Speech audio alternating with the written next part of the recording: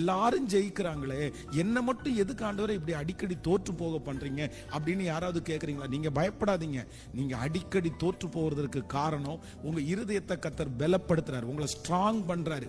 தோல்விகளை பார்த்து பழகின ஒருத்தர் ஜெயத்தை பார்க்கும்போது கண்டிப்பா நிறைகுடம் தழும்பாதுன்ற மாதிரி நீங்க பெருமைக்கு போக மாட்டீங்க. அந்த ஜெயம் உங்களுக்கு பெரிய வெற்றியா இருக்கும்.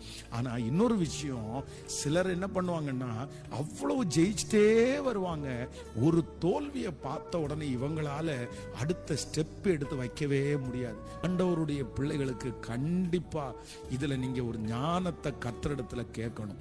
எந்த இடத்துல நீங்க தோற்று போனாலும் ஒண்ணு நினைச்சுக்குங்க, அதுல ஒரு நன்மை இருக்கும். நீங்க தோற்று போனீங்களா, நீங்க பயப்படாதீங்க.